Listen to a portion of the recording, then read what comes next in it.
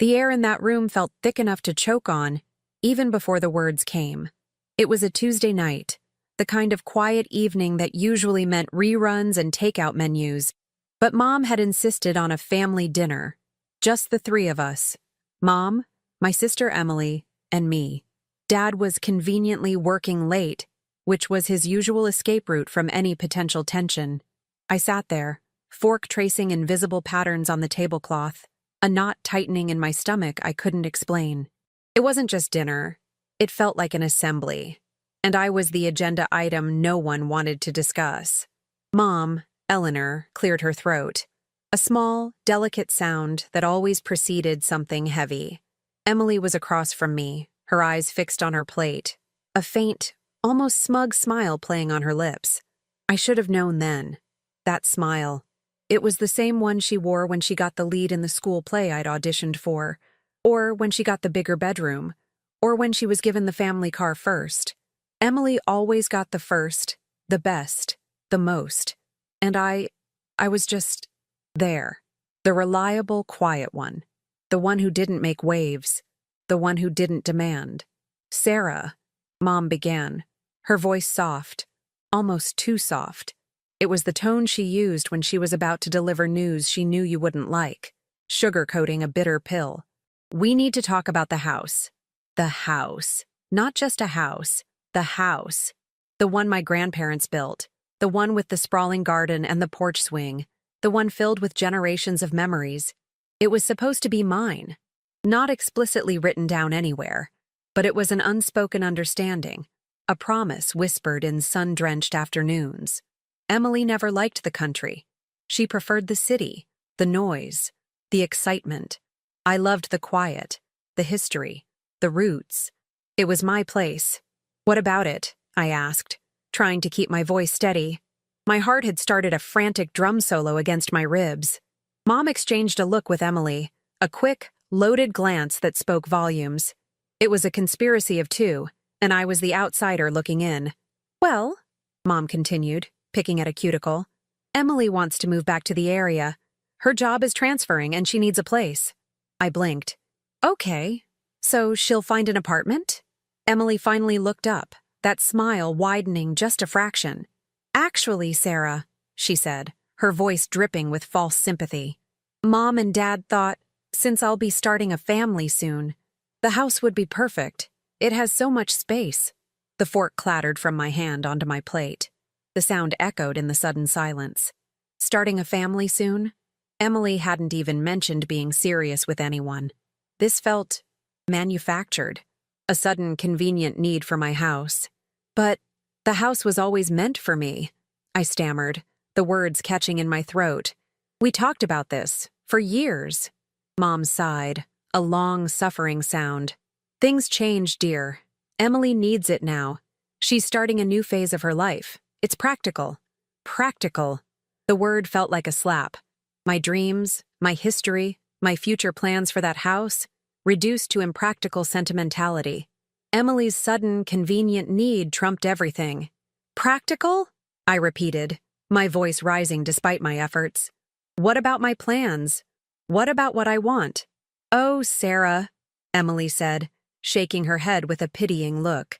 You don't have pressing needs like mine. You're so independent. You can find somewhere else.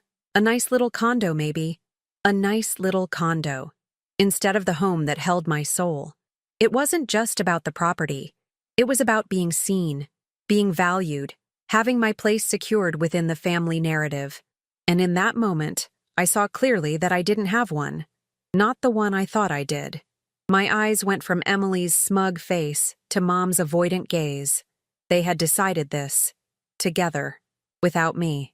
They had taken something that was implicitly mine and handed it to the favorite, justifying it with flimsy excuses about practicality and future families. The real sting wasn't just losing the house. It was the casual cruelty of the delivery, the assumption that I would just accept it. The way they looked at me, not with apology or regret, but with a kind of mild annoyance that I wasn't making this easier for them. I was an obstacle to their preferred outcome. And then, the memory of Mark flashed through my mind. Mark. My boyfriend of 5 years at the time, the man I thought I would marry. He was supposed to be my anchor, my future. He knew how much that house meant to me. He knew my family dynamics, the subtle ways I was always overlooked. He was there for so many of those whispered promises about the future, about our future in that house. Where was he now? Not here. He wasn't here to defend me, to stand up for me, to even offer a comforting glance, because he was gone. He had left me just a few months before, under circumstances that felt eerily similar to this dinner table scene. Another choice where I wasn't the priority. Another moment where someone I loved chose convenience, expectation, or someone else over me. The pain of losing the house, of my family's blatant disregard, twisted with the still fresh wound of Mark's departure. It wasn't just one betrayal, it was a pattern, a confirmation that I was, in their eyes, disposable. I stood up slowly, pushing my chair back. It scraped loudly against the floor. The sound made Mom flinch. Good. Let them flinch. You've already decided, I said, my voice flat, devoid of emotion. I felt numb, hollowed out. There's nothing more to discuss. I walked out of the dining room, leaving them sitting there in their conspiracy of two. I didn't grab my coat, didn't say goodbye. I just walked out the front door and into the cool night air. The stars seemed indifferent to the implosion of my world. Standing on the sidewalk, the familiar outline of the house dark and silent against the sky, I felt a cold, hard resolve settle over me. They thought they could just take what was mine. They thought they could discard me so easily. They thought wrong. In that moment, a different kind of promise was made. Not a whispered dream of a future home, but a silent vow forged in the fires of humiliation and pain. They wanted to treat me like I was nothing? Fine. They would learn exactly what nothing could do when pushed too far. They would learn that discarding me was the biggest mistake they ever made. And Mark, he was part of this too, part of the pattern. He would learn it too. The days and weeks that followed that dinner were a blur of calculated cruelty. It wasn't just the loss of the house. It was the relentless, subtle reinforcement of my new status within the family hierarchy. Non-essential. Emily started dropping by the house constantly, measuring rooms, talking about renovations she would make. Mom would call, not to apologize or explain, but to ask if I could help Emily pack some things from the attic. Things I had stored there. Things that were part of my history in that house. It was a constant, low-level hum of gaslighting and manipulation. "Oh, Sarah, you're being dramatic," Mom would say when I expressed hurt. "It's just a house. Family is more important." But their actions screamed the opposite. The house was family, a symbol of belonging, and they were redefining who belonged. Emily was worse. She'd call, ostensibly to chat, but every conversation would circle back to the house. "The garden needs a lot of work, doesn't it? I'm thinking of putting in a patio where your old swing set was." Or, "Mark says the roof might need repairs. He's been so helpful giving us advice." Mark. The mention of his name was a knife twist. He had left me 3 months prior, citing different paths and pressure that I now suspected came heavily from Mom and Emily. They had always preferred Emily, seen her as the more ambitious, more suitable match for someone like Mark, who came from a well-off family. They'd subtly undermine my relationship with him, pointing out my flaws, praising Emily's virtues. I hadn't seen it clearly then, blinded by love and the desperate desire for their approval. Mark hadn't defended me then, and he certainly wasn't defending me now. Hearing his name linked with Emily in the house, advising them on my future home, solidified the depth of his betrayal. He hadn't just left me, he had seemingly joined the other side, the side that saw me as irrelevant. The silence from those who should have defended me was deafening. My father remained conveniently absent, a ghost in his own home, unwilling to challenge Mom or Emily. My few attempts to talk to him were met with uncomfortable shuffling and mumbled platitudes about keeping the peace. My own mother and sister were actively dismantling my sense of belonging, and my father stood by and watched. I remember one particularly awful phone call with Mom. I was trying, one last time, to make her understand how much the house meant, how unfair this felt. "I gave so much to this family," I pleaded. my voice thick with unshed tears. I put off opportunities. I helped with money when Dad's business struggled. I was always there. Her response was chillingly detached. That was your choice, Sarah. We didn't ask you to sacrifice. Emily needs stability now. That was the moment the trigger phrase echoed in my mind, raw and painful. I gave them everything, and they discarded me like nothing. It wasn't just a feeling.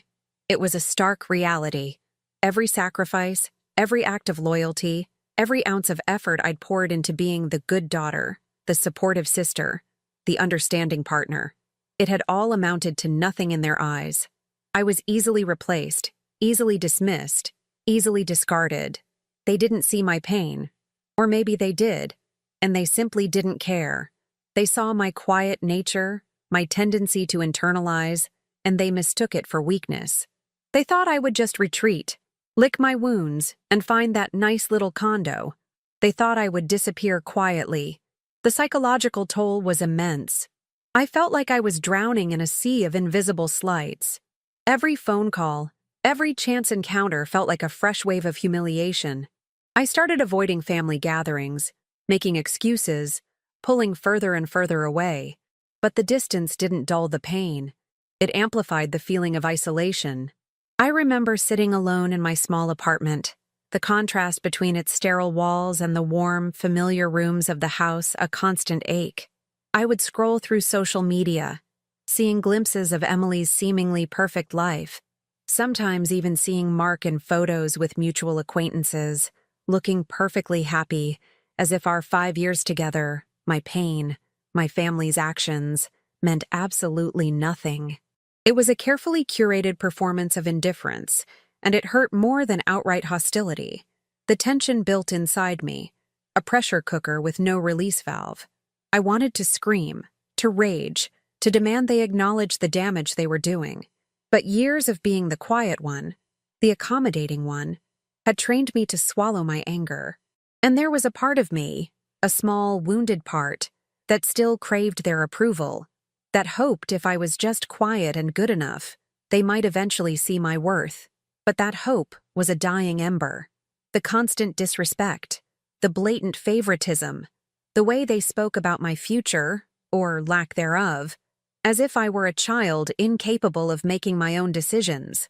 It was extinguishing that ember, replacing it with a cold, steady burn of indignation. I started to see the pattern not just in this specific instance, but woven through the fabric of my entire life. How I was always the backup plan, the less exciting option, the one whose feelings were secondary. How Mark had fit into that pattern perfectly, choosing the path of least resistance, the path that led away from me and towards the approval of my family, or at least away from their disapproval of me. This wasn't just about a house anymore. It was about reclaiming my identity, my worth, my voice. It was about proving to myself, and to them, that I was not disposable. The pain was still raw, the humiliation a constant companion, but beneath it, something new was stirring. A quiet resolve, a steely determination. They had pushed me to the brink, and in doing so, they had awakened something they never expected. They had mistaken my silence for surrender. They were about to learn how wrong they were. The tension was unbearable, but I wasn't going to break. I was going to bend, observe, and wait, and plan.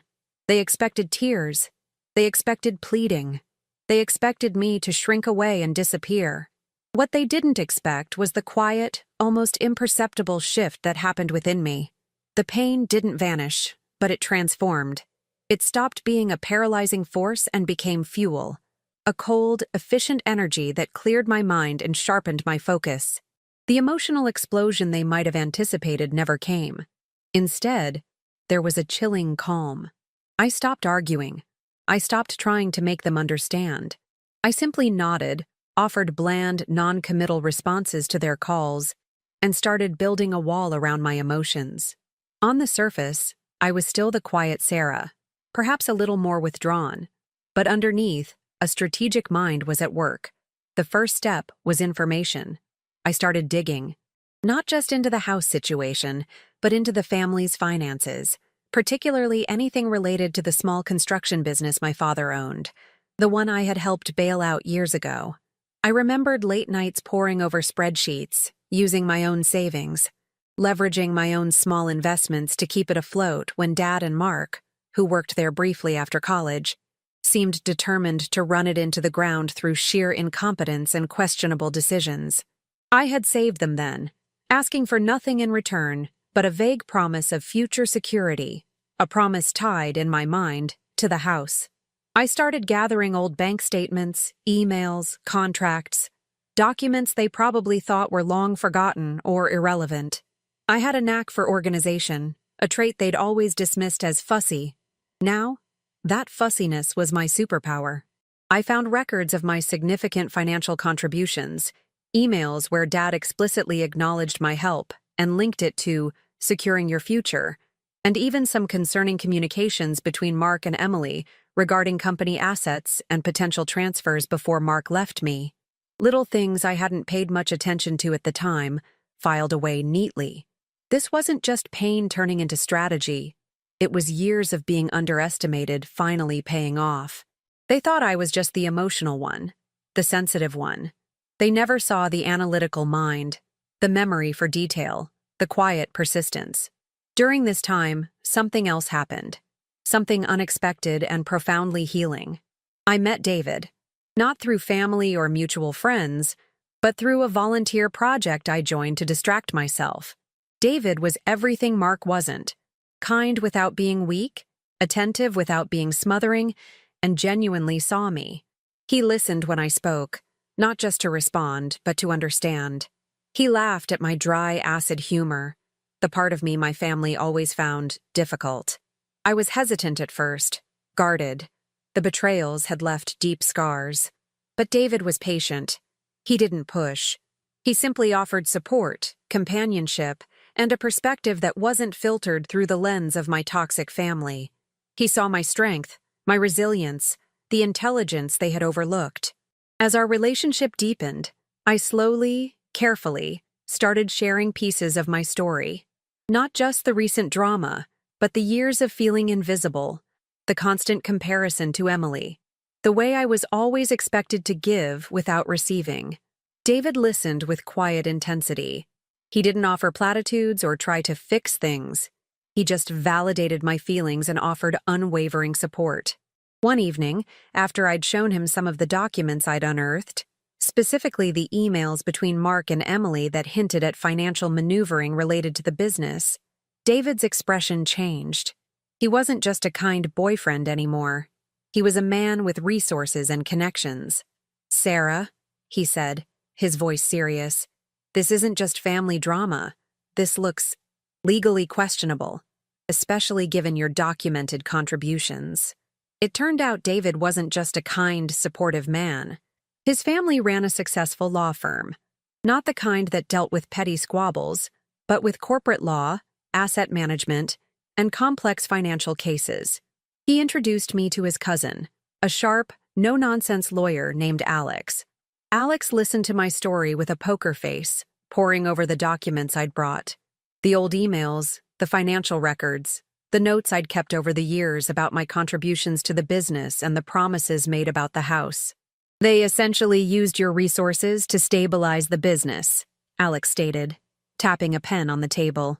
"Then, when it was healthy again, they cut you out, redirecting assets or opportunities towards Emily and potentially Mark based on these communications. And the house, which seems to have been implicitly linked to your future security or stake, is now being given away." It was a cold, clinical assessment, but it validated everything I felt. I wasn't crazy. I wasn't being dramatic. This was calculated. Alex became my silent ally. We worked quietly, building a case. Not just about the house, but about my stake in the business, the financial contributions I'd made, the potential mishandling of funds hinted at in those emails.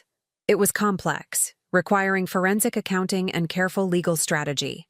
All of it happening completely off their radar. While I was building this intricate legal and financial case, my relationship with David flourished. He was my rock, my confidant, my future. He proposed on a rainy afternoon in the park, not with grand gestures, but with simple, heartfelt words that made me feel seen and loved in a way I never had before. I said yes without a second thought. Getting engaged was the final piece of the puzzle. It solidified my new path, a future built on respect and genuine affection, far away from the toxicity I'd grown up in.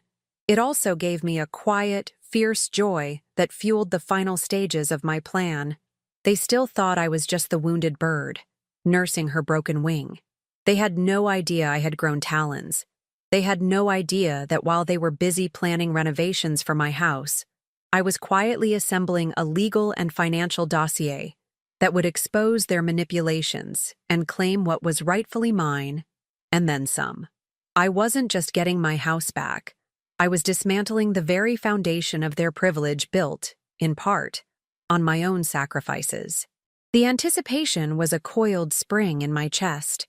I continued to play the part of the quiet, slightly sad Sarah. I even attended a family brunch, enduring Emily's condescending chatter about her future plans for the house. Nodding along, a faint, unreadable smile on my face. They mistook it for resignation. It was satisfaction, because I knew with absolute certainty that I was 10 steps ahead, and the game was about to change. The call came on a Wednesday morning, 2 weeks after David and I had announced our engagement. It was Mark. His voice was shaky, hesitant. I hadn't spoken to him directly since he'd left. "Sarah?" he choked out, his voice thick with something that sounded suspiciously like tears. I paused, took a deep breath, and adopted a cool, detached tone. "Mark, to what do I owe the unexpected call?" I heard," he stammered, "about you and David, the engagement." "That's right," I confirmed, allowing a hint of genuine happiness to color my voice. "We're very happy." Silence stretched between us. Then a ragged sigh. "Sarah, I made a mistake. Leaving you. Listening to them. The sheer audacity of it almost made me laugh. Now he regretted it? Now that I was happy, engaged, building a life that didn't include him or the toxic family system he'd chosen? The acid humor I'd kept bottled up threatened to spill over.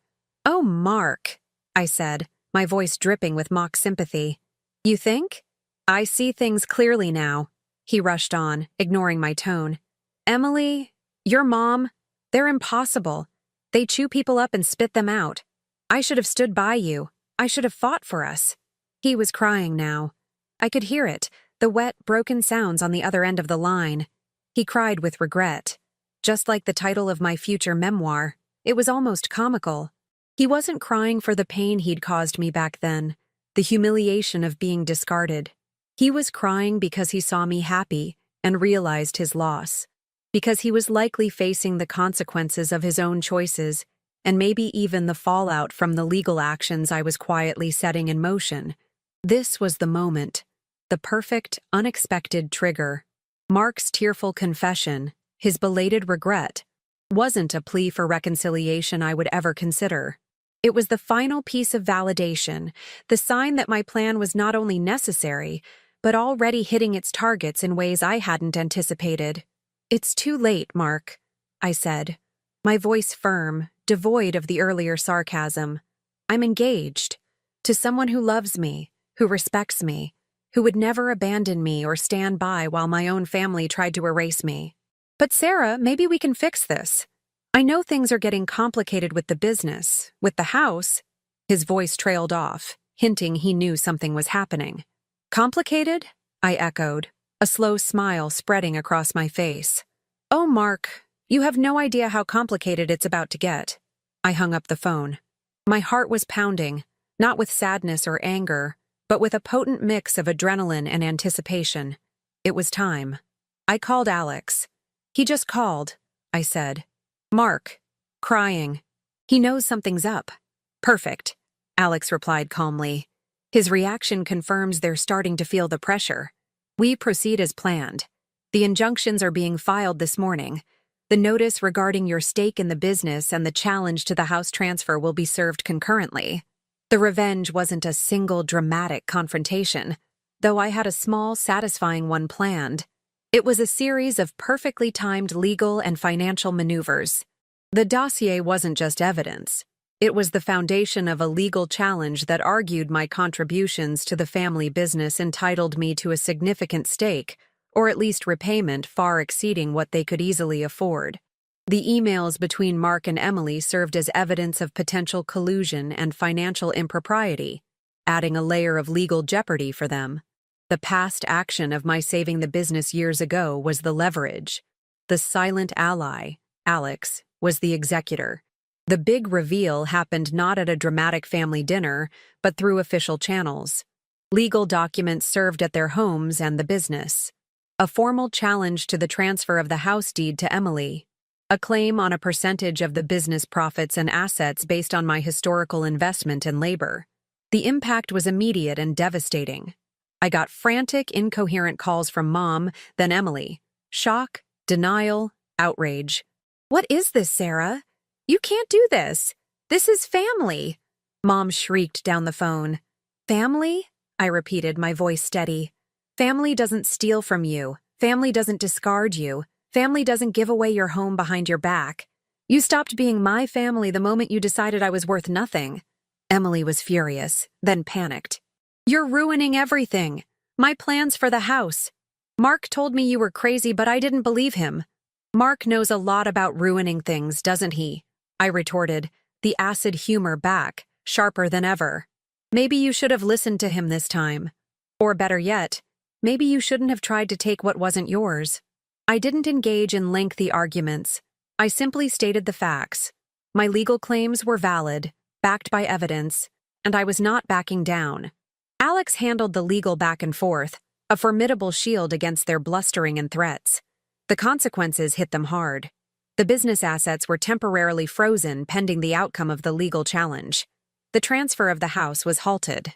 The financial implications were severe, threatening the comfortable life they had taken for granted, the life they had prioritized over my well-being.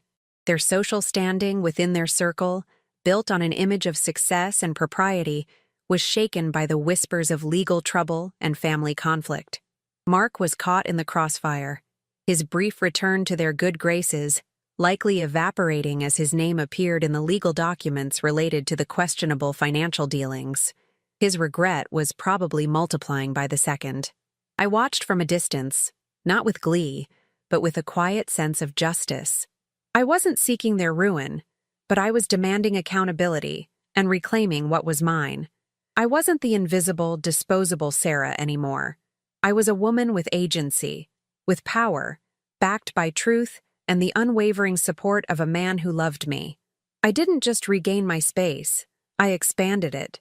I didn't just regain control, I seized it fully. And respect? They were finally learning to respect me, not out of love, but out of consequence. The game was over, and I hadn't just survived. I had won. The legal battles took time, messy and draining, but ultimately the evidence was undeniable. My contributions to the business were acknowledged, resulting in a significant financial settlement that more than compensated for my past sacrifices and set me up for true financial independence. The challenge to the house transfer was successful. The house was legally recognized as rightfully mine, a tangible symbol of my victory and resilience. I didn't move back into the house immediately. It felt strange, tainted by the conflict. Instead, David and I bought a beautiful place together, a home we chose and built memories in from scratch, free from the ghosts of past hurts. The old house. I decided to keep it, not as a primary residence, but as a reminder of where I came from, of what I overcame, and of the fact that some things, once taken, can indeed be reclaimed. Maybe one day I'll renovate it, fill it with new, happier memories. Or maybe I'll simply hold on to it as a monument to my own strength. My emotional equilibrium is different now. The deep wounds are scarred over, not invisible, but no longer bleeding. There's a lingering sadness, a quiet ache for the family I wished I had, the unconditional love I never received. That part doesn't just vanish. You don't go through that kind of pain and come out completely unscathed. There's a wariness that stays with you, a difficulty in trusting completely. But there is also immense peace, the peace that comes from standing up for yourself, from refusing to be a victim, from building a life based on genuine connection and respect. David is a constant source of that peace. Our life together is simple, honest, and filled with a quiet joy I never thought possible. He sees me, truly sees me, and that is a profound healing in itself. I rarely speak to my mother or Emily now. Our interactions are limited to necessary legal finalizations, handled through Alex. There were no heartfelt apologies, no reconciliation, just the cold, hard reality of the consequences they faced. The business suffered, their finances were strained, and their carefully constructed social facade cracked. They learned that burning bridges with the quiet one can have unforeseen and expensive repercussions. Mark. I heard through the grapevine that his involvement in the questionable business dealings caused him significant trouble, both financially and professionally. His regret, I imagine, turned into something far more bitter than just losing me. He lost face, opportunity, and perhaps even the approval he craved from people like my family. Poetic justice, in its own way. I look at my life now, at the strong, loving partnership I have with David, at my financial independence, at the quiet confidence that has replaced the old insecurity. I am not the same Sarah who sat at that dinner table, her world shattering around her. That Sarah was defined by her pain, her longing for acceptance. This Sarah is defined by her resilience, her intelligence, and her unwavering belief in her own worth. The scars are a reminder, not of defeat, but of survival, of transformation. They tried to bury me, but they didn't realize I was a seed. And as for the house, the business, the money, the respect I fought for and won, they were important, yes, necessary to reclaim my dignity. But the most valuable thing I took back wasn't a property deed or a bank balance, it was myself. They thought they could take everything and leave me with nothing, but they left me with the most powerful thing of all, the knowledge that I could rebuild, stronger and truer, on my own terms. And that, in the end, was everything. The quiet ones? We see more than you think. We remember more than you know. And when we finally decide to act, you won't see it coming.